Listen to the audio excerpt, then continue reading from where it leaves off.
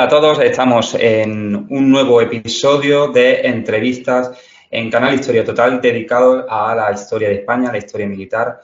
En este caso tenemos la suerte de estar acompañados por Cesáreo Jarabo Jordán. Cesáreo, gracias por acompañarnos en esta entrevista. Gracias a vosotros por haberme invitado, estoy felicísimo de estar con vosotros.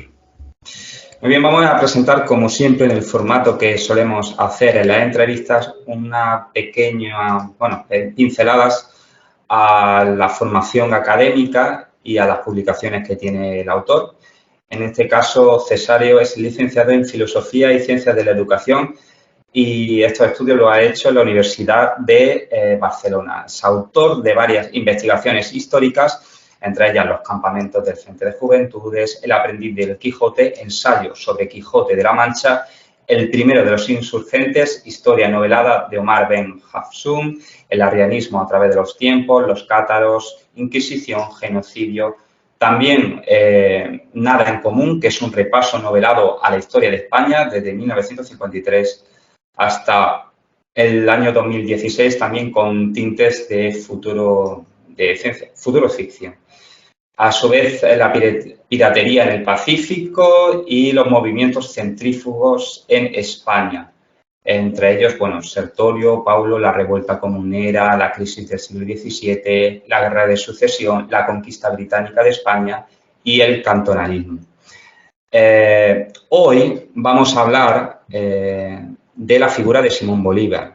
Esta figura es de rabiosa actualidad por un suceso, como digo, muy breve en el pasado, conectado con la figura también de Felipe VI en España.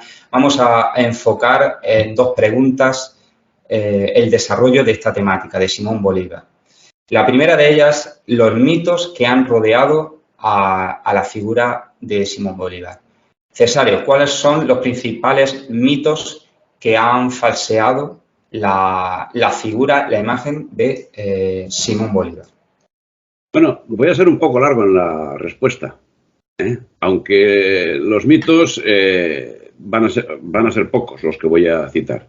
Yo me remito en definitiva al estudio de Simón Bolívar político, al estudio de Simón Bolívar militar y el hecho de los otros hechos particulares de Simón Bolívar los dejo bastante aparte, no es una cosa que me atraiga especialmente. Bueno, el caso es que Simón Bolívar ha sido encumbrado y ha sido vilipendiado. Ha sido acosado y puesto en el punto de mira de sicarios al servicio de aquellos a quienes sirvió el mismo Bolívar, quienes si no llegaron a asesinarlo fue porque fallaron en el intento. Ha sido mitificado como libertador y como benefactor. Y esos son los principales mitos. Y para mí los únicos que atiendo. Cuando a esos mismos sectores les ha convencido, y como es el caso ahora mismo, pero Simón Bolívar ha pasado a la historia como la persona que decretó la guerra a muerte, sin distinción de condición alguna contra los españoles, por el mero hecho de serlo. Y por supuesto, también ha pasado a la historia por haber sido el responsable, no solo de la balcanización de la España americana, no solo de su venta a Inglaterra, sino por haberse cubierto de sangre con los genocidios llevados a cabo en lugares como en Pasto, en Coro, en La Guaira o en otros lugares como en la misma Caracas. Y es que no es que existan mitos que lo rodeen. Más exactamente, la figura de Simón Bolívar está inmersa en un inmenso mito que abarca su vida personal y su vida política. Temas como el esclavismo o su propia vida familiar son matizados artificiosamente al objeto de presentarnos un personaje virtuoso, cuando la verdad está bien alejada de esos caminos. Pero en cualquiera de los casos, los mitos que envuelven la figura de este personaje tendrán cabida en la prensa roja o en la prensa gris. Para su estudio histórico nos bastará con analizar su trayectoria moral, política y militar. Y en este sentido, compaginando los tres aspectos, debemos tener en cuenta que los movimientos separatistas americanos, de los que Bolívar fue personaje central, tuvieron su origen en los intereses de la Gran Bretaña, motivo por el que obtuvieron un apoyo de primer orden en los liberales peninsulares. hasta el extremo que hubo una estrecha relación entre los militares pronunciados en España en 1820 y los diferentes caudillos separatistas. La organización del separatismo tuvo lugar en Londres, donde recalaban personalmente y con frecuencia la práctica totalidad de los próceres como Francisco de Miranda, Simón Bolívar, José de San Martín, Mariano Moreno, Carlos Alvear, Bernardo O'Higgins, José María Carrera, Juan Pío Montúfar, Vicente Rocafuerte, etcétera, etcétera, etcétera.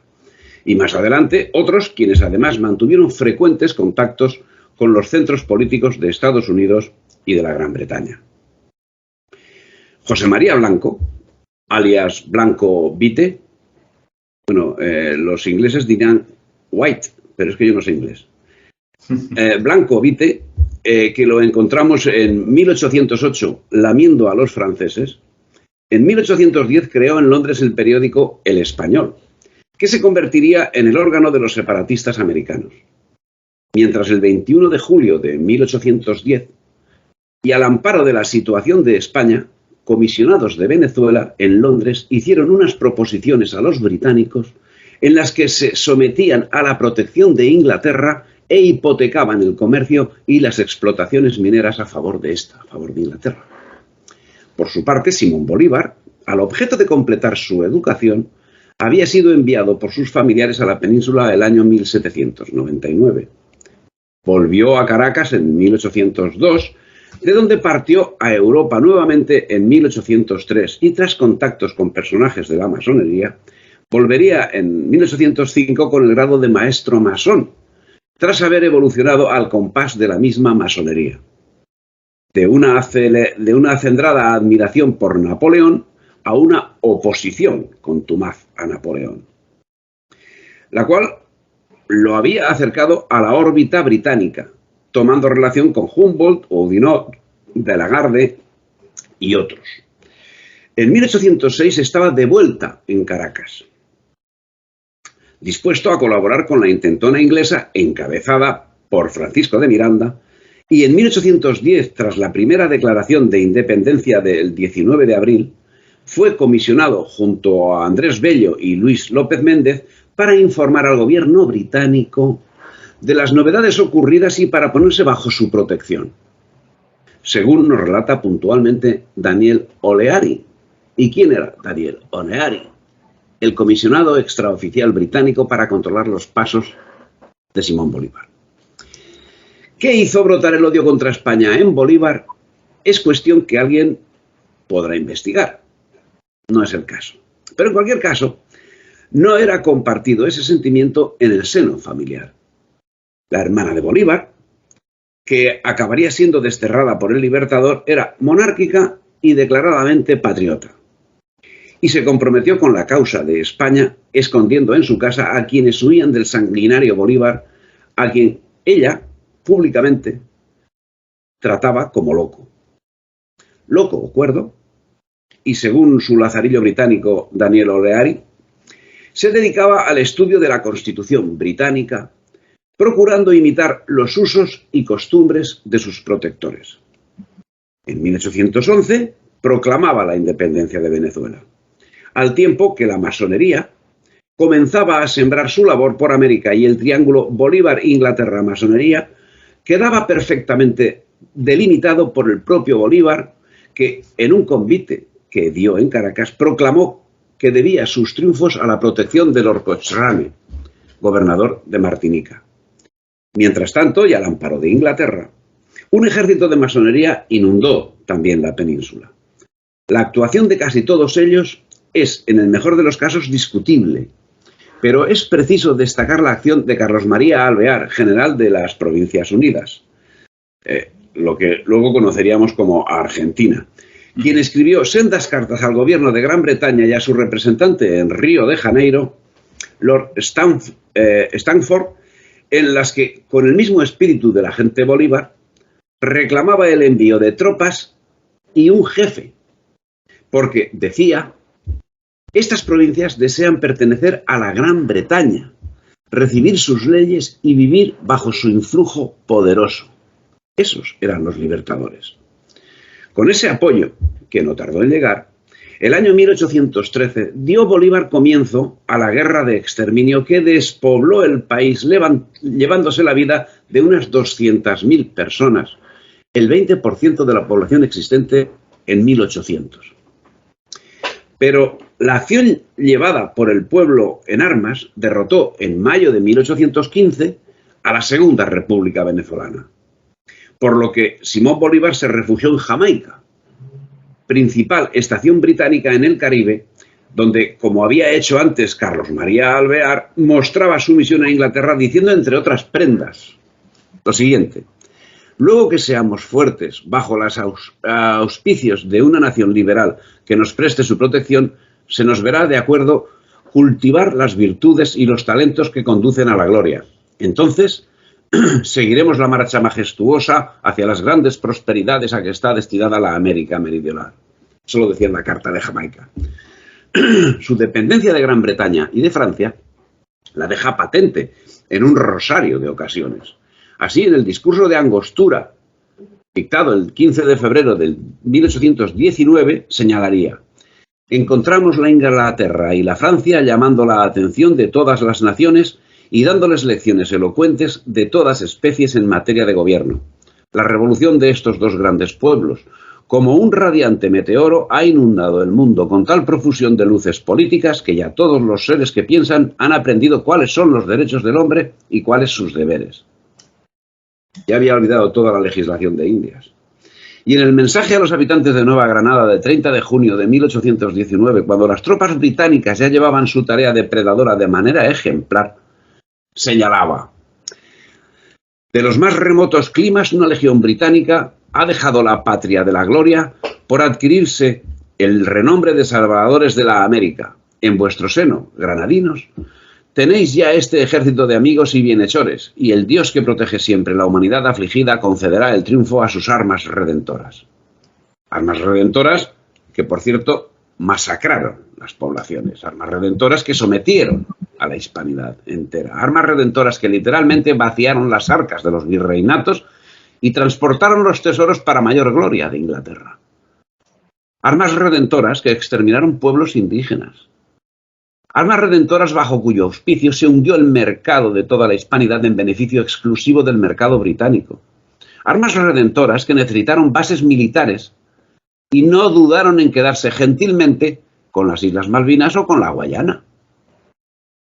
El 15 de agosto de 1818 hizo el agente Bolívar una nueva declaración de sus principios. Decía: extranjeros generosos y aguerridos han venido a ponerse bajo las estandartes de Venezuela. ¿Y podrán los tiranos continuar la lucha cuando nuestra resistencia ha disminuido su fuerza y ha aumentado la nuestra? Bueno, estaban prácticamente vencidos, ¿eh? Algo que no sería una cita aislada. Es menester recordar las palabras pronunciadas el 25 de julio de un año después, del 19, por el coronel Manuel Manrique, jefe del Estado Mayor de Bolívar, durante la batalla del Pantano de Vargas, donde muchos de entre la minoría de neogranadinos que componían el ejército acabaron desertando. Los ingleses, comandados por el coronel James Rooke, quienes tomaron la iniciativa, fueron los que llevaron la voz cantante. Y su acción pues, fue premiada por Manuel Manrique, quien reconoció lo siguiente. Dice: merecen una mención particular las compañías británicas, a las que su excelencia, el presidente de la República, les ha concedido la Estrella de los Libertadores en premio de su constancia y de su valor. Y al respecto, también es conveniente destacar las acciones que merecieron ese reconocimiento. Es de destacar, porque los mercenarios británicos cometieron toda clase de vejaciones, violaciones, robos y destrozos. Pero la cuestión no se limitaba a lo simbólico, pues a cambio del apoyo de Inglaterra, Bolívar ofreció entregar al gobierno británico las provincias de Panamá y de Nicaragua para que le sirviesen de centro comercial, de apertura hacia el Pacífico mediante la apertura de un canal en el istmo. Estamos hablando ahora en el año 1826. Vamos saltando en algún año, pero ahora en 1826, en Panamá, Bolívar convocó un congreso denominado anfictiónico. En el mismo rendía a América en bandeja a la Gran Bretaña, planteó varios extremos que culminaban con que Inglaterra alcanzaría ventajas considerables por ese arreglo. Unas ventajas que se concretarían en primer lugar en la consolidación e incremento de su influencia en Europa, de Inglaterra en Europa. Una circunstancia que se vería netamente apoyada por asentarse en América como árbitro económico y político, con lo que obtenía un lugar de privilegio para sus relaciones con Asia. Y en esa dinámica, aseveraba Simón Bolívar, con los siglos llegaría a conformarse una nación cubriendo el universo. Vamos, una sustitución de España. No es algo extraordinario ni exclusivo de Bolívar. Hay que tener en cuenta que San Martín estuvo asesorado por el agente británico James Paroissien, quien cuando en 1824 el Libertador pasó a servir a su majestad británica en Londres, aquel Paroissien lo acogería en su casa. Y el triángulo Paroissien-Bolívar-San Martín se cerraría posiblemente cuando Paroissien llegó al Perú, donde, siguiendo instrucciones de Bolívar, sería el asesor de Sucre en su campaña de invasión del Alto Perú. Paroissien desarrolló la segunda parte de su labor, que consistía en el control de las zonas mineras. Lógicamente a favor de empresas británicas, y es que Inglaterra no da puntadas sin hilo. De donde acabaría consiguiendo la recompensa más apetecida, ser director de las minas cuya gestión había conseguido a favor de la Asociación de Minería del Potosí, La Paz y Perú, de capital, lógicamente, británico. Con todas estas relaciones, resulta curioso cuando menos el calificativo de patriota que Bolívar da a su ejército, siendo que además contaba con un altísimo número de mercenarios extranjeros. Fue el ejército realista, denominado así al que se mantuvo fiel a España, el que estuvo integrado en su inmensa mayoría por patriotas españoles americanos, el 90% de los cuales pertenecía a las diversas etnias, indios, mestizos, pardos, blancos y negros, siendo el 10% restante de patriotas españoles peninsulares, y mantendrán su continuidad únicamente por reemplazo de soldados americanos. Los reemplazos del ejército de Bolívar, sin embargo, se componían en gran parte de refuerzos británicos y de alistamientos forzados que eran conducidos a los centros de operaciones bajo fuerte custodia para evitar su deserción. Observadores extranjeros consignaron en sus memorias que a los reclutas se ataba las manos durante las marchas y solo les eran entregadas armas y caballos poco antes de entrar en combate. Pero pese a esta vigilancia, los desertores fueron tan numerosos como los reclutas. Los oficiales locales, en efecto, informaban continuamente que los indios desertaban de sus hogares y huían a las montañas. Siendo así, el resultado final, evidentemente favorable a Inglaterra, no se obtendría hasta que los resortes tendidos en la península no fuesen actualizados y funcionasen como estaba previsto. No era todavía el momento. Y Francisco de Miranda, en un manifiesto acto de traición, fue capturado por Bolívar y entregado a los realistas, al ejército español, que lo remitieron prisionero a Cádiz. Esta traición de Bolívar le valió un salvoconducto de los militares realistas, que le permitiría huir a Curazao, ocupada por los ingleses, quienes, por cierto, también se quedaron con el botín de Miranda. Ya en la segunda mitad de 1813, Bolívar había vuelto de Jamaica y había sido nombrado brigadier tras la batalla de Cúcuta. Entró en Caracas el 6 de agosto y fue nombrado capitán general y libertador. Es en estos momentos cuando decreta la guerra a muerte contra los peninsulares y los venezolanos partidarios del rey, dando inicio a espeluznantes asesinatos en masa de prisioneros, dirigidos por él mismo en no pocas ocasiones. Así, en febrero de 1814, en Valencia ordena la ejecución, por supuesto sin juicio, de 800 prisioneros, acto que se repetiría en La Guaira y en Caracas, donde el número de asesinados se elevó a unos 1000. La orden que daba Bolívar era contundente y decía: señor comandante de La Guaira, ciudadano José Leandro Palacios, por el oficio de usted de 4 del actual que acabo de recibir, me impongo de las críticas circunstancias en que se encuentra esa plaza, con poca guarnición y un crecido número de presos. En su consecuencia, ordeno a usted que inmediatamente se pase por las armas a todos los españoles presos en esas bóvedas y en el hospital, sin excepción alguna. Firmado en el cuartel general del Libertador en Valencia el 8 de febrero de 1814, a las 8 de la noche. Firma Simón Bolívar. Para justificar esta actuación, el panegirista y controlador británico Daniel O'Leary no encuentra otro camino que el adentrarse en la historia negra que habían creado los propios británicos. Y acto seguido pone en manos de españoles aquello que los británicos demostraron dominar a la perfección. ¿Cuál es el genocidio de las poblaciones que fueron cayendo bajo su dominio? Pero es necesario señalar la actuación llevada a cabo por los separatistas al amparo de Inglaterra. Para ello, nada mejor que una cita de Luis Corsi Otalora, que dice: en el curso del año 1813, el coronel republicano Antonio Nicolás Briceño, un verdadero delincuente, en asocio de algunos aventureros, principalmente extranjeros, lanzó el primer manifiesto de guerra a muerte, en cuyo articulado se enuncia que para tener derecho a una recompensa o un grado, bastará con presentar cierto número de cabezas en las siguientes proporciones. El soldado que presentase 20 cabezas sería hecho insignia en actividad. 30 le valdría el grado de subteniente, 50 el de capitán, etc. Además, en la misma proporción se repartirían los bienes de las víctimas. Su texto fue enviado para ser refrendado a los generales Castillo y Bolívar. En sendas copias escritas con la sangre de dos ancianos peninsulares asesinados, cuyas cabezas adjuntó este oficial de honor, como lo denominó posteriormente Bolívar, cuando a su vez supo de su fusilamiento por el bárbaro y cobarde Tizcar.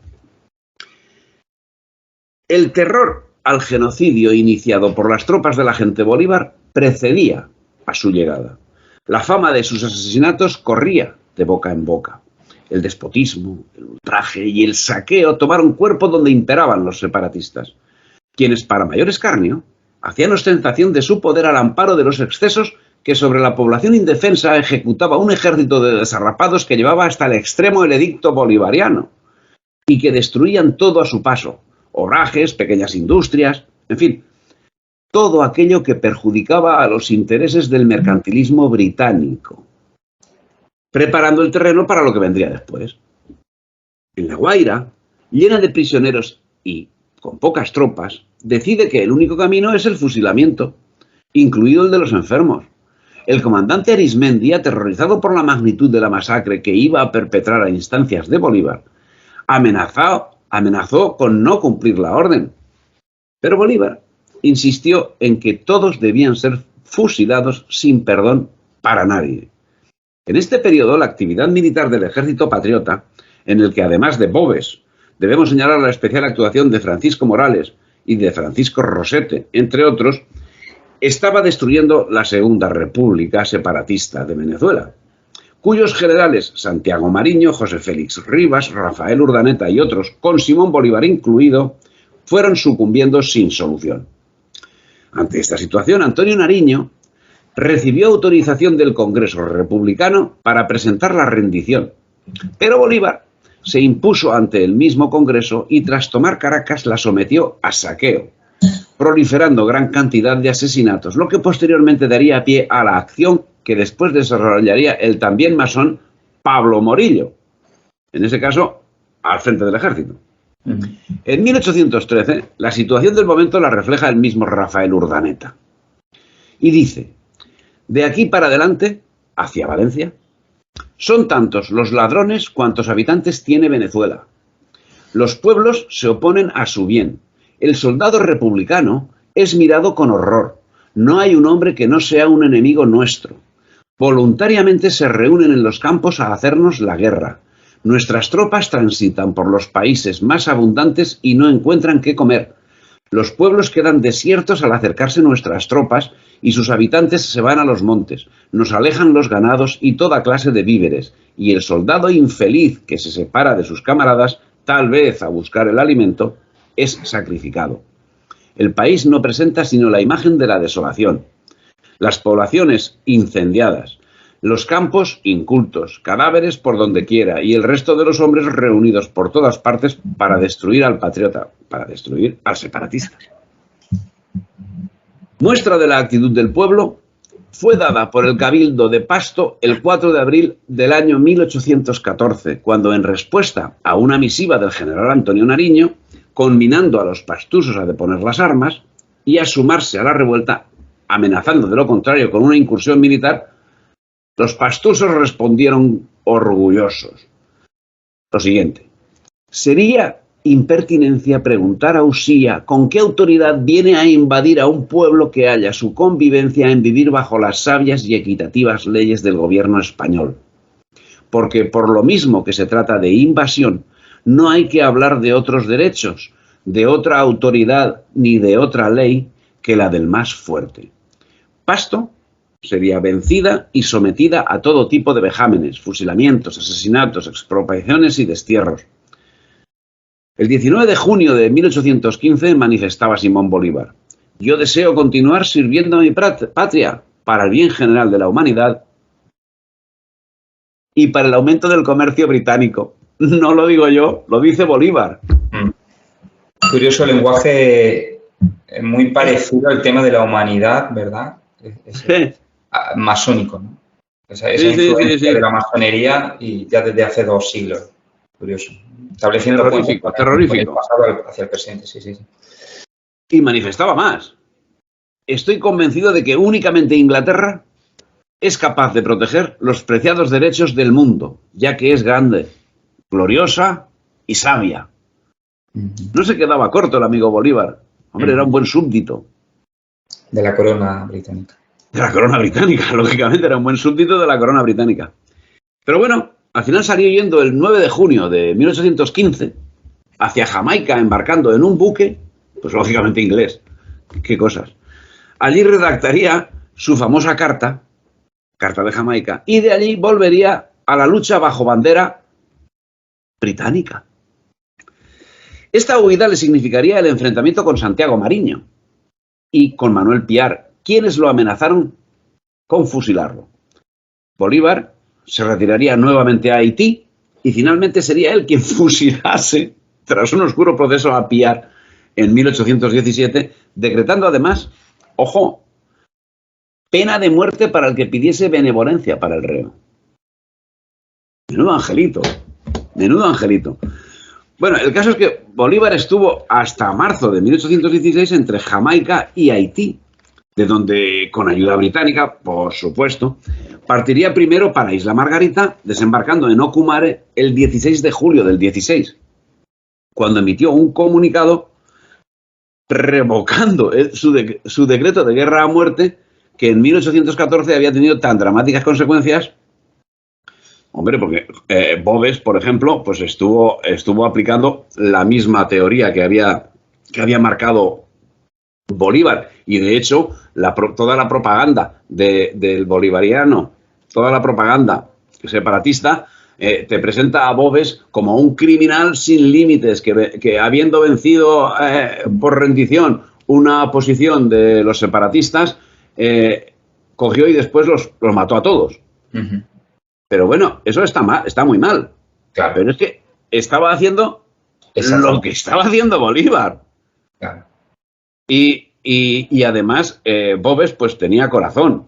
Y eso lo hizo en una ocasión, pero no fue la norma. No fue la norma. Fue muy duro. O sea, Boves fue muy duro. Y aplicó la misma medicina que daba Bolívar, la daba él. Pero no se puede comparar, y menos figurando el otro como presidente de una supuesta república. Claro, el cargo es distinto. Bueno, el caso es que Bolívar, desde junio de 1815 hasta marzo de 1816, estuvo entre Jamaica y Haití, de donde con ayuda británica partiría primero a la isla Margarita, desembarcó en Ocumare el 16 de julio, cuando emitió un comunicado revocando eso, el decreto a muerte del 14. Y el relato nos deja Pedro Pérez en sus cartas, es espectacular. Dice: no han perdonado al fiel patriota y al criollo ilustrado, pues víctimas del furor de sus paisanos han perecido igualmente en los cadalsos y en las hogueras. Caracas ha sido cubierta de luto enteramente, sin perdonar al laborioso isleño, a los padres europeos y hasta los moribundos enfermos fueron amarrados con sogas contra unas tablas y arrogados a las violentas llamas. Yo no sé si exagerará el señor Pedro Pérez Muñoz, pero la relación que hace de los momentos actuales, o sea, de los momentos que vivió en la guerra y de los momentos que vivió antes de la guerra, yo creo que sí dice verdad, ¿eh? Yo creo que sí dice verdad. Bueno, es un autor del momento, ¿eh? Es un autor que vivió la situación y vivió la situación anterior. Y era un patriota, o sea, era un español, o sea, no era un separatista. En junio, el caso es que en junio de 1816 escribía Bolívar cartas al almirante inglés de Barbados y al gobernador de Trinidad informándoles de su arribo a Costa Firme. Y en febrero del 17, o sea, medio año y un poco más después, iniciaba San Martín la campaña de Chile, tras la cual organizaba una armada al mando de otro inglés, Lord Cochrane, con la que atacaría Perú. Y los nombres como MacGregor, Sublette, Ardí, Douboully, Rock, Foley, McIntosh, Wilson, pues comienzan a repetirse de una manera espectacular en el curso de la guerra. En septiembre del 18, ¿qué sucedió? Pues que, bueno, los ingleses querían animar el cotarro y llegaba a Venezuela una nueva legión de mercenarios británicos para apoyar a los insurgentes. Otra vez. Lo cual facilita que en febrero siguiente, el 15 de febrero, Simón Bolívar pronuncie su célebre discurso en la instalación del Congreso de Angostura y presente un proyecto constitucional. Y bueno, y para divulgar sus ideas necesitaba un instrumento indispensable, la imprenta. No hay problema. Inglaterra la suministró también con sumo placer. El 20 de noviembre del 19, Bolívar declara la independencia nuevamente de Venezuela y el 17 de diciembre de ese mismo año se erige la República de Bolivia con Simón Bolívar como su primer presidente. Pasan 2 años y en 24 de junio del 21, Bolívar, Santiago Mariño y Páez derrotan a De la Torre en la batalla de Carabobo. Esa victoria abría a Bolívar la entrada a Caracas, pero no llegaría a la Caracas que conocía, sino a una ciudad desértica. En lo tocante al escabroso tema de la esclavitud, que a pesar de todo existía en los territorios hispánicos, existía la esclavitud, y sobre eso tengo hecho un trabajo bastante amplio y explicativo que merece la pena también. Lo incluiré en la caja de descripción del vídeo, también para que lo vean los escuchantes, para que lo consulten. Sí.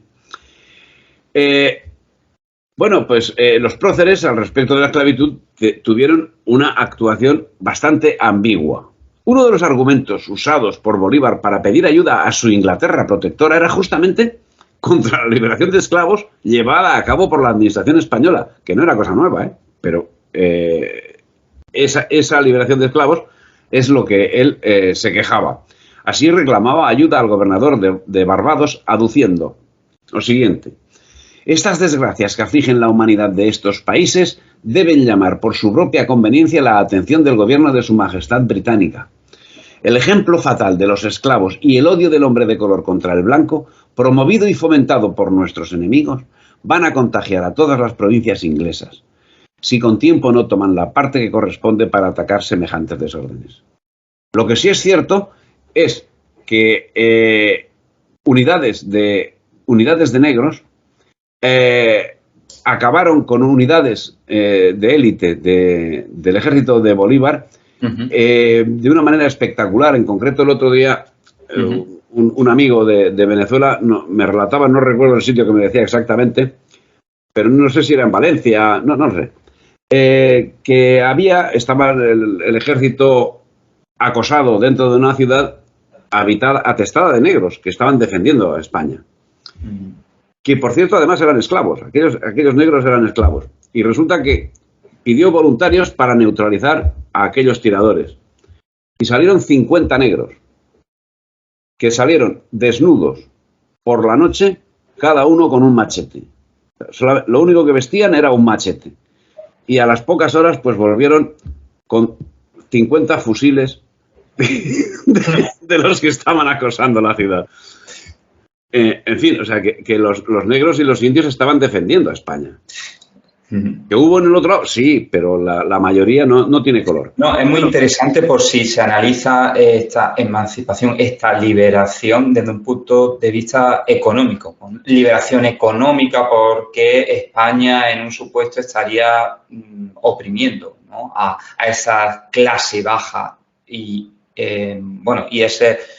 esa clase étnica, ¿no?, como los negros o los... No, pero eso es que efectivamente pues no era verdad. O sea, los indios tenían unas leyes de protección que lo primero que hicieron los libertadores tras la independencia fue suprimirlas. Claro, al modo inglés. No, para liberarlos, ¿eh? O sea, la idea era que para que todos fuesen iguales, les quitaron esos privilegios, les quitaron las tierras, los proletarizaron, porque lo que hicieron, o sea, todo lo que se hizo en el siglo XIX, tanto en la España peninsular como en la americana, fue proletarizar a la gente.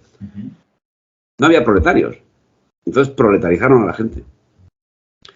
El caso es que, bueno, en el tema de la esclavitud, lo que íbamos, tras la batalla de Carabobo, y producto de la euforia, decretó Bolívar la libertad de los esclavos.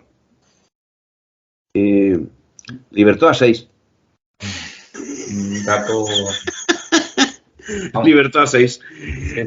El 20 de agosto del 21, el Congreso de Cúcuta sancionaba una constitución liberal. Bolívar era elegido presidente de la Gran Colombia y Francisco de Paula Santander su vicepresidente. Pero Santander también quería ser cabeza de ratón.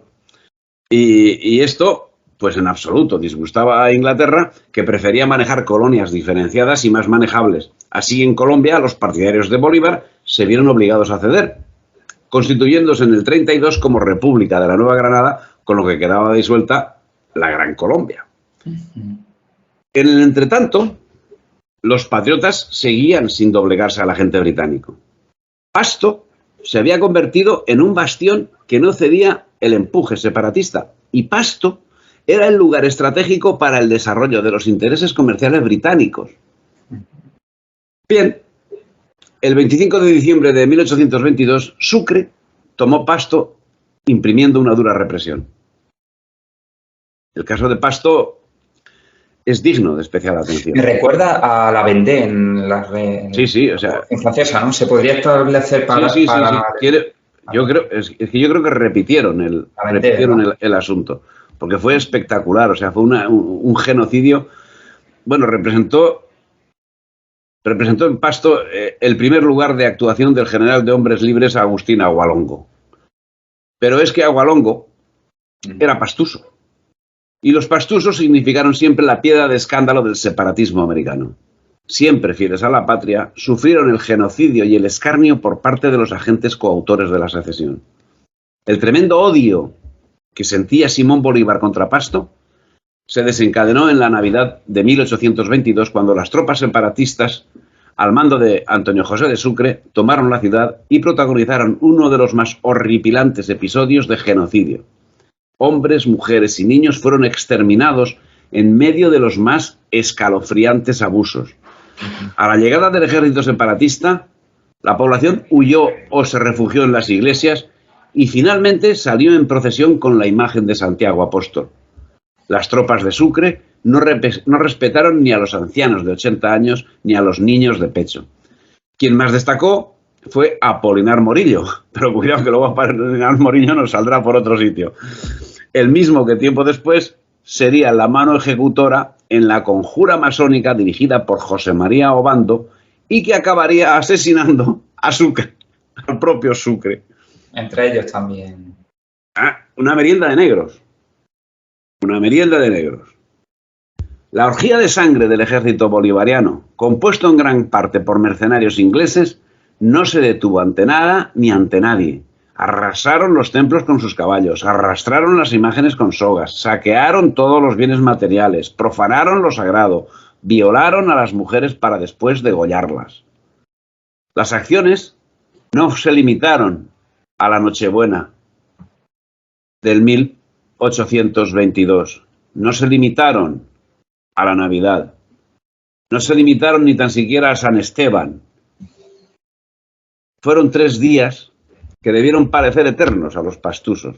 y de su acción, como también había sucedido en la península, no se salvaron, por supuesto, los archivos públicos y los libros parroquiales. Yo no sé qué tenían, pero tenían especial inquina contra los documentos. Tanto en España, tanto en la península como allí, destruyendo sobre todo los documentos de la Inquisición. Claro, vinculado a la Iglesia. Sobre todo, o sea, es que los perseguían de una manera espectacular. Será para apoyar la leyenda negra, porque dice, si no hay documentos, pero bueno, es que la Inquisición hizo tal cantidad de documentos que es imposible acabar con todos. Es imposible. Bueno, es el caso que Bolívar, a lo que resulta de las opiniones vertidas sobre Pasto, habría deseado que Pasto nunca hubiese existido, o habría deseado exterminarlo, como posteriormente sería exterminado el pueblo Selkman en la Patagonia. Pero si los libertadores no fueron capaces de exterminar físicamente a los pastusos, no dudaron en intentar llevar esa labor en otros ámbitos. Así, el imaginario forzado por los agentes británicos, como extensión de la leyenda negra contra España, ha condenado al pueblo de Pasto a ser la irrisión de quienes basan sus conocimientos en la pura propaganda. Y Bolívar, me daban ganas de verlo. Malditos, demonios, infames, malvados, infelices, desgraciados. Claro, no lo podía entender. No me invento yo esos adjetivos. O sea, los escribió él. Fueron entre otros los epítetos insultantes con que calificaría Bolívar a los pastusos. Y la acción y resistencia del pueblo pastuso seguirá siendo un ejemplo para el pueblo hispánico. Solo un genocida sin alma o sencillamente un demente pudo ordenar semejante actuación contra un pueblo. Simón Bolívar y Antonio José de Sucre dejaron en Pasto muestra suficiente de su odio y su desprecio por la humanidad. El genocidio de Pasto, por otra parte, no fue sino una etapa más de la guerra a muerte que había declarado en 1813, pero en la mente de Bolívar debió ser algo más. Su odio hacia los pastusos parece alcanzar un grado de enfermedad, a juzgar por lo descrito por Luis Perú de la Croix, masón y edecán de Bolívar, que escribió en sus memorias algunas sentencias de Bolívar. Dice: los pastusos deben ser aniquilados y sus mujeres e hijos transportados a otra parte, dando aquel país a una colonia militar. De otro modo, Colombia se acordará de los pastusos cuando haya el menor alboroto o embarazo, aun cuando sea de aquí a 100 años, porque jamás se olvidarán de nuestros estragos. Bueno, yo tengo que decir que hoy, en 2022, los pastusos se están moviendo. Yo, que he escrito bastante sobre este asunto, he recibido mensajes de pastusos y dándome las gracias por revivir el tema y se está actualizando el tema tanto de Pasto como de Agualongo, que es un personaje que hay que ponderar y hay que poner en su sitio. Claro. Hay que poner a todos en su sitio. Claro, no. A Bolívar en el suyo y a Agualongo en el suyo. Bueno, es el caso que tras los estragos llevados a cabo sobre Pasto, la mayoría de los jefes patriotas cayeron en la pesadumbre. No es el caso de Agualongo, que creía haber encontrado el momento de la revancha y se lanzó sobre Quito con un ejército de unos 800 voluntarios. En el curso de esa campaña tomó Ibarra el 12 de julio del 23, pero el 17 tuvo un encuentro fatal con el tirano. El enfrentamiento de Ibarra se convirtió en otra catástrofe a sumar en el triste balance de los pastusos y de la hispanidad. En un acto de suerte, de astucia, no se sabe de qué. El ejército separatista, comandado por el agente británico Simón Bolívar, infligió una terrible derrota a los pastusos, de los que la práctica totalidad pagó con su vida la ilusión de la venganza. Pero el odio de Bolívar no desapareció con esta nueva masacre. Muy al contrario, quedó reflejado en la orden que tras la victoria de ese aciago día dio al general Salom. Entre otras, marcaba, no las voy a citar todas, voy a citar un par solamente, porque es que si no, no acabaremos nunca. No, pero está bien. Decía, destruirá usted todos los bandidos que se han levantado contra la República. Mandará usted partidas en todas direcciones a destruir esos facciosos, a los pastusos, etcétera, etcétera, etcétera. Se ofrecerá el territorio de Pasto a los habitantes patriotas, separatistas, que lo quieran habitar. Un odio que quedaría remarcado en su carta del 21 de julio del 23 al general Santander. Parece que tengo yo algo fijado sobre Pasto, pero es que no es que lo tenga yo fijado, que sí, que lo tengo fijado. Pero es que quien lo tenía fijado de verdad era Bolívar, ¿eh? O sea, tenía un odio a los pastusos, vamos, o sea, pero infinito, vamos.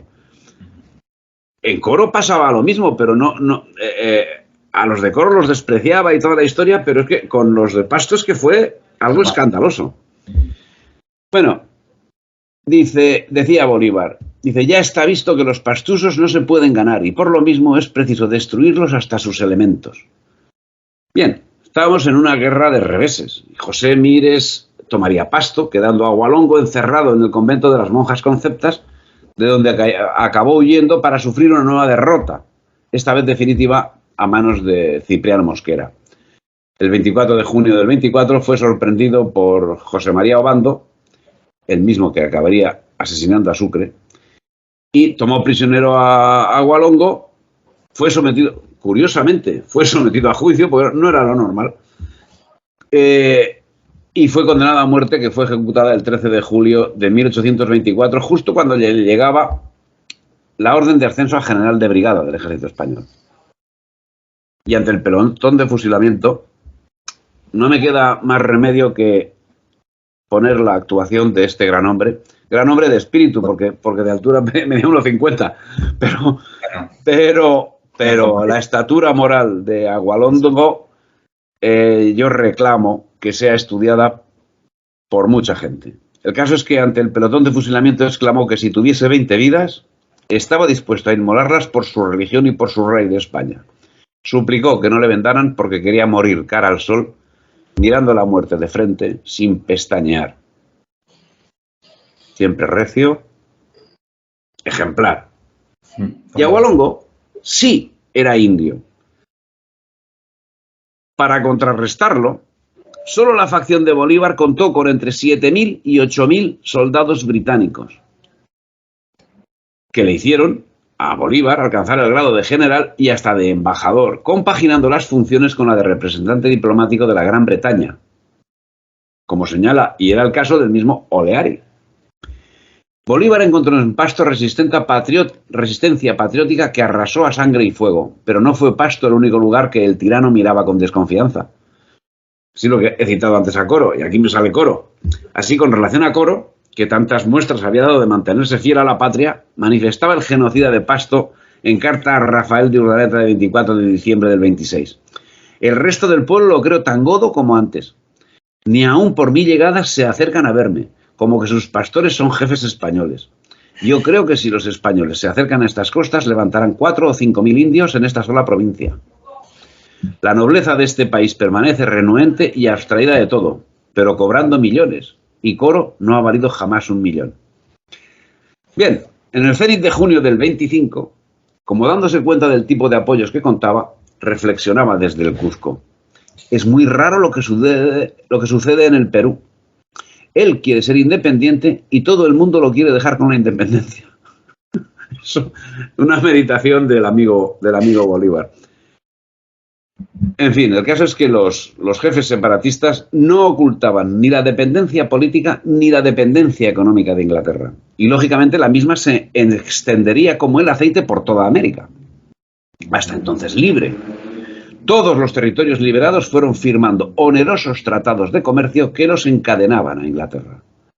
Hacia 1829, cuando ya estaban independientes, Colombia tenía una deuda acumulada de 6.688.949,20 libras esterlinas. Los 3 estados en que se balcanizó se verían lastrados por la que sería conocida como deuda inglesa, muestra de lo acaecido con todos los tratados de comercio que fueron firmados por todos los países independientes, incluido el que continuó llamándose España, que surgieron todos tras la diáspora. Conseguidos ya todos los objetivos militares británicos, tocaba consolidar otros aspectos. Así, en Panamá, al amparo de la crisis nacida como consecuencia del enfrentamiento entre Bolívar y Santander, en un acta de 16 de septiembre del 26, los mercaderes ismeños plasmaron su proyecto. Decía, no importa cómo se resuelve el problema político en Colombia, siempre que ambas partes coincidan en convertir al Istmo en un país hanseático. Era el signo del destino a que está sometido el mundo hispánico en el proyecto británico, la absoluta disolución, hasta las últimas consecuencias, y siempre que conlleve el sometimiento a los intereses británicos. Un nuevo estatus colonial bajo la forma de protectorado en el que los ingleses son los guardianes, en principio, de la economía, y de ahí a todos y cada uno de los ámbitos de la vida, hasta la imposición de su música, de su comida basura, de sus vicios y de su idioma. Yo que no sé decir ni no en inglés. No te pierdes nada, César. No sé decir no. No te pierdes nada. Luego hay gente que se extraña porque dice, me gusta cómo leer los nombres ingleses. Digo, ¿cómo los leo? O como procede, como me enseña la gramática española. Exactamente. Ni más ni menos. En fin, debemos tener presente que la primera Junta de las Provincias Unidas, luego Argentina, alargó sin fecha de finalización el Convenio de Libertad de Comercio de Inglaterra, siendo que la balanza de pagos era contraria a las Provincias Unidas, no en un 20% ni en un 30%, sino en un 90%. Por cada 10 unidades monetarias que exportaba, por cada 10 unidades importaba 100 de Inglaterra.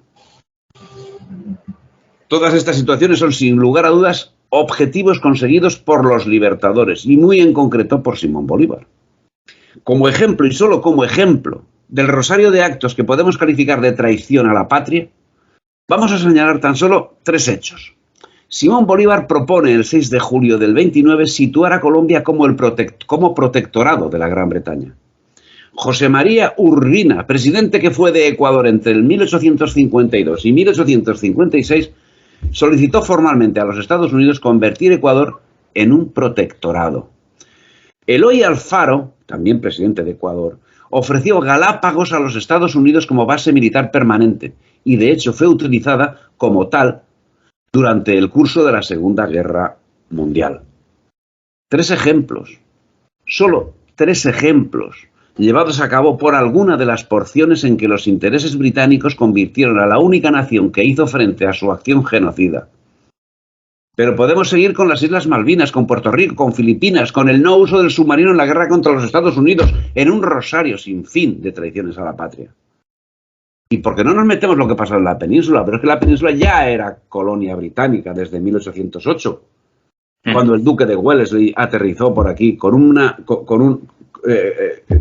flota que iba a atacar Buenos Aires y vino aquí a ayudarnos, decía, y fue nombrado capitán general. Sí. Esa interpretación la puedo asegurar porque es lo que domina los libros de texto de secundaria como un docente de historia tiene que transmitírselo a los niños, ¿no?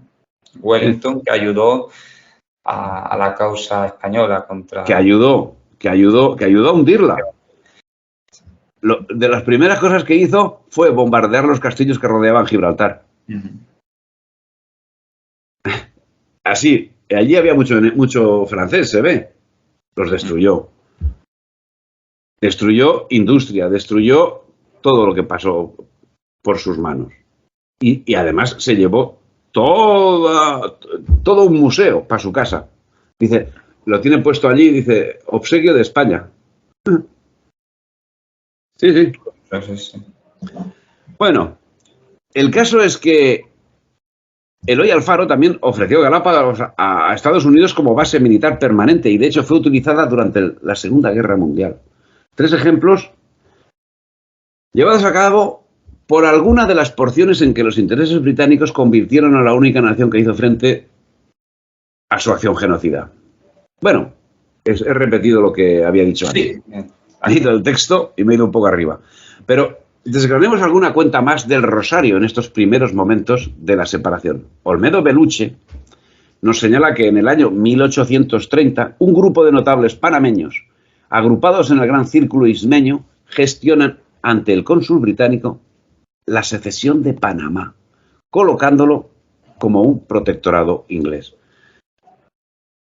Nominalmente no es protectorado inglés, pero el resto sí que se consiguió. Tal vez animados por esta invitación, en 1836, los británicos reclamaron el derecho de administrar el territorio de Belice, quedando como colonia subordinada a Jamaica con el nombre de Honduras Británica. Era la respuesta lógica de quienes tantas invitaciones habían recibido para efectuar su labor depredadora, ya que la sumisión a Inglaterra fue reiteradamente solicitada por Bolívar. A mediados de marzo del 25, encontrándose en Lima, lo escribió al vicepresidente Santander y se lo dijo también al capitán de navío inglés Thomas Mailing.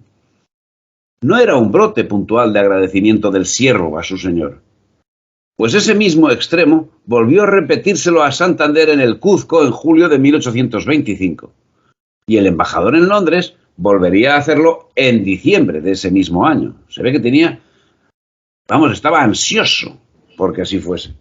Quedaba claro que las nuevas formas de colonización llevadas a cabo por Inglaterra no pasaban por la ocupación militar con tropas propias, pero Bolívar no acababa de entender la voluntad de su amo y continuó insistiendo en su petición.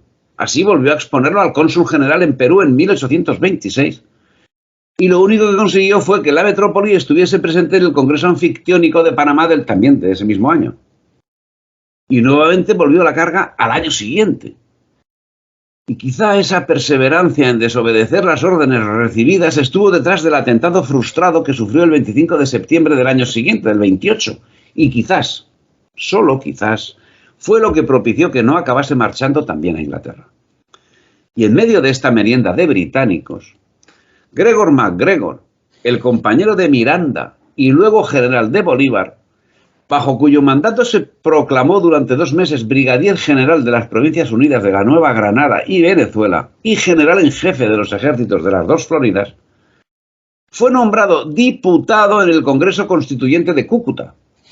En 1820 se autoproclamaba,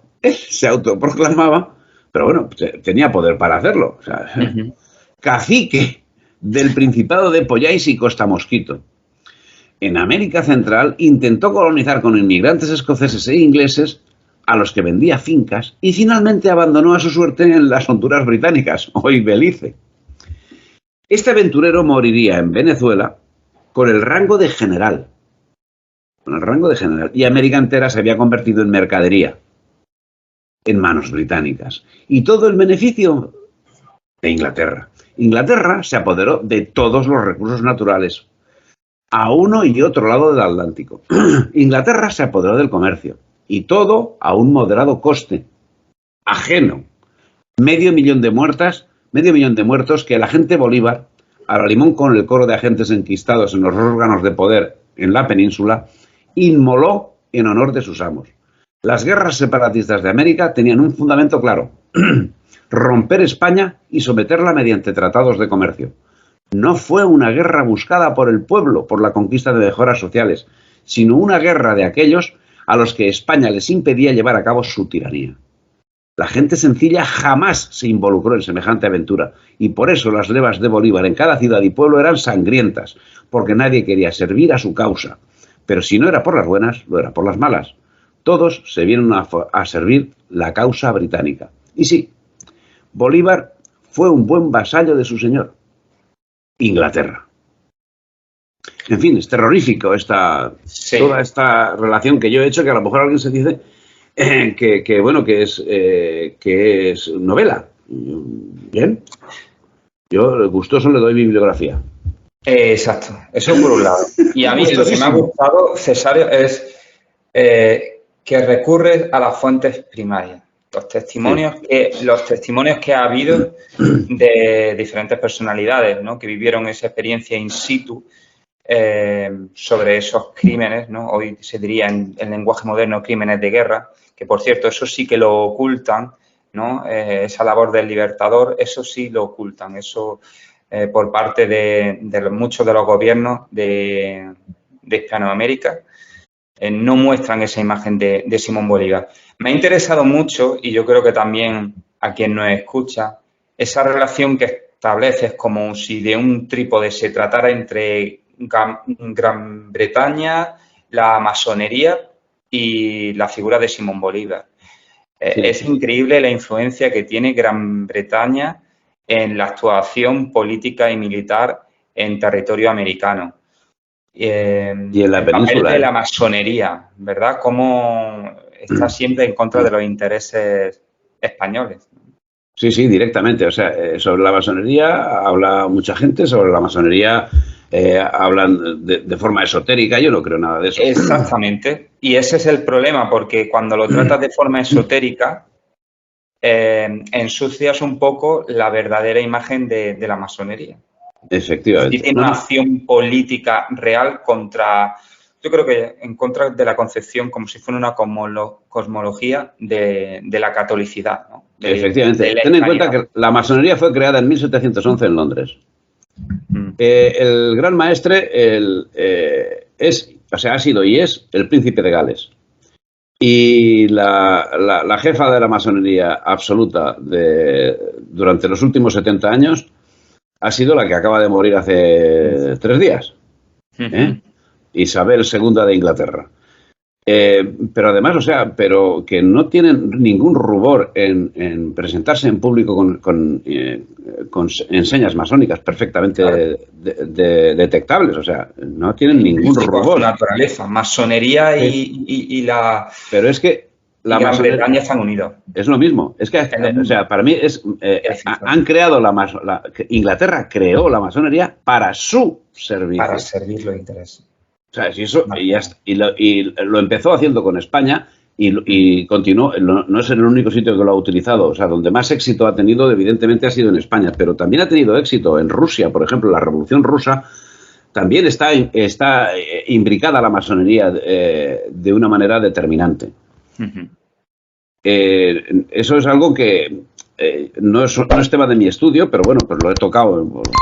Sí. Vas tocando una cosa, vas tocando otra. Y entonces a mí me llamó mucho la atención la imbricación que tenía la masonería en la Revolución Rusa.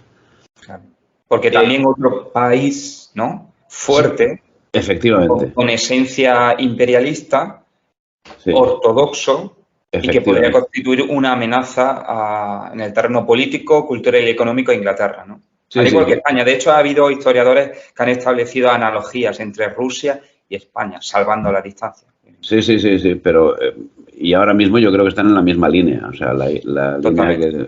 También nos podríamos meter en este tema, pero sí. Pero no es el momento. No es el momento. Vamos con la siguiente cuestión, la segunda pregunta, el segundo bloque. Se trata de preguntar sobre las consecuencias que ha tenido esa instrumentalización política de la figura de Simón Bolívar en la actualidad. Ahí puedo hablar de los diferentes gobiernos que tenemos, por ejemplo, el gobierno de México, el gobierno de Venezuela. En general, en Hispanoamérica, esa instrumentalización política que encontramos en la actualidad de la figura de Simón Bolívar. Adelante. Bueno, evidentemente, o sea, todos los partidos que están hoy gobernando en América, en España, pero en fin, o sea, en América, que es donde estamos hablando, pues bueno, yo creo que tienen una falta absoluta de base y entonces están recurriendo a las mismas teorías, a los mismos absurdos que de Simón Bolívar. Y utilizan las terminologías, toda la parafernalia que se ha creado en torno a Simón Bolívar, pues dándole una aureola de salvador, de todo lo contrario de lo que era. Entonces, la verdad es que no me merecen, es que no creo que se merezca nada más que una acción directa para cambiar el sistema.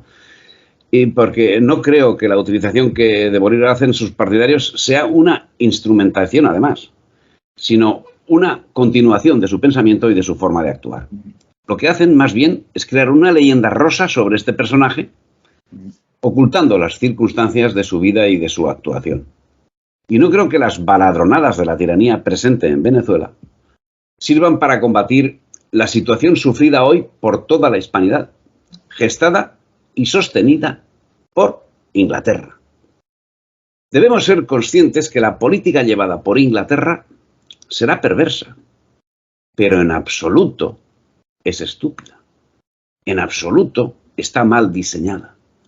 Bien al contrario, está perfectamente calculada, llegando a crear movimientos de distinto signo, incluso de signo contrario, en los lugares y momentos que les interesa, y siempre utilizando hombres de paja sobre los que ejercen un control absoluto.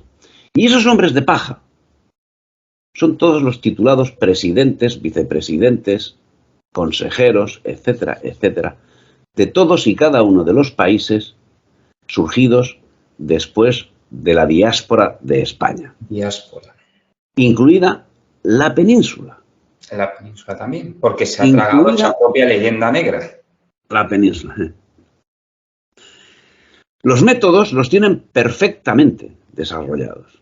Y entre otros consisten en facilitar a esos hombres de paja las acciones más perversas, que son metódicamente registradas y acalladas, mientras aquellos cumplen con el plan establecido y puestas en conocimiento público si acaso alguno desobedece las instrucciones recibidas.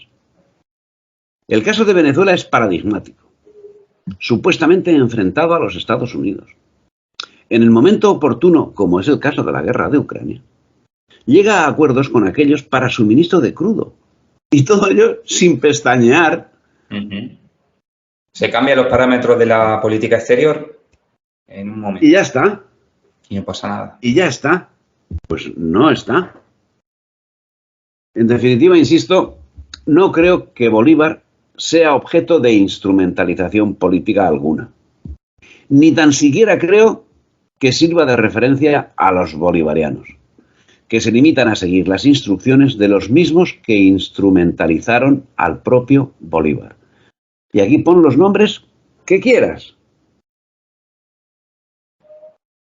El que quieras. Autocompleto. Y bueno, sobre eso es que no... Creo que no... No, y luego, sobre todo, que el perfil de Simón Bolívar entra dentro del abanderado del indigenismo, del movimiento indigenista.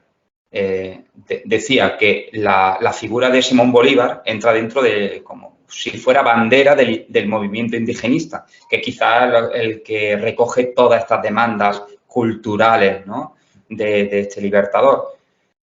Y en general, racista, emancipador, como se suele decir. Pero qué perfil social, qué extracto social, ¿no?, tenía Bolívar comparado con estos indígenas, ¿no? No creo. No, si era racista, era un racista absoluto. Habría que contarle a esta gente de estos países eminentemente indígenas como, bueno, Bolivia, Perú, entre otros, quién era y qué pensamiento tenía sobre las diferentes castas sociales Bolívar, ¿no? Tú ten en cuenta que precisamente en el Alto Perú, en Bolivia, había, o sea, los principales líderes enfrentados a Bolívar eran indígenas. Eran indígenas. Antonio Pumacagua. Fenómeno. Un fenómeno, o sea, los movimientos indígenas estaban ahí, o sea, los mapuches, pues estaban, lógicamente, pues con España. ¿Que habría algún indio? Pues sí, alguno habría. Sí, por alguno habría, sí. Pero la población india se dividía principalmente en dos grupos esenciales. Los que estaban directamente con España y los que se mantenían al margen. Porque, bueno, también hay muchas características indias, sobre todo la gente que están pues por el Amazonas y en la selva y tal, porque son bastante reservados, son bastante reservados. Pero las actuaciones de los otros indios que tenían más relación con la corona, con los españoles, con los otros españoles que estaban allí, vamos, o sea, su actuación fue manifiestamente pro España, realista. Realista. A mí lo que me sabe mal es decir realista siendo rey el felón. Que es el felón que, cuidado, que cobró, Ajá. Que felón, estaba justo en una época donde... El felón cobró de Inglaterra por reconocer la independencia de América, El felón era mucho felón, Y me parece que sus sucesores van por el mismo camino. Borbón. En fin, vamos a correr un tupido velo. Muy bien, Cesario Jarabo Jordán. De verdad, lo he dicho antes, lo digo ahora, esto no es puro protocolo inglés, sino que ha sido un placer realmente tener este espacio contigo. Hemos aprendido muchísimo. Hemos visto esa influencia de Inglaterra en el seno de ese proceso de independencia, ¿verdad? Y en la mentalidad de Simón Bolívar. Y bueno, y tenemos las consecuencias en la actualidad. Hay muchos habitantes de América, bueno, de la hispanidad, de Hispanoamérica, que, bueno, se piensan que están independizados y yo pienso que llevan 200 años de dominio inglés sin saberlo. Y precisamente como lo hace Inglaterra, ¿no? En un modo muy civilino. Pero bueno, eso no se lo puedes echar en cara, porque es que España también es colonia, desde hace 200 años. Efectivamente, sí. También la península es colonia desde hace 200 años. Sí. Vamos todos en el mismo paquete. En el mismo paquete. Los países católicos. Muy bien, Cesario Jarabo. Simplemente recordar a quienes nos escuchan, pues tienes la web cesariojarabo.blogspot.com, la cuenta de Instagram, pensaispa1. Ahí también tienes, bueno, cuenta en iVoox, Cesario Jarabo Jordán. Yo ¿En YouTube? te conocía, sí, en YouTube, por supuesto en YouTube, Pensamiento Hispánico, ¿verdad? Y la misma cuenta en Telegram, es decir, el mismo nombre, Pensamiento Hispánico, en la cuenta de Telegram. Oye, perdona, y déjame que haga propaganda de mi último hijo. Total.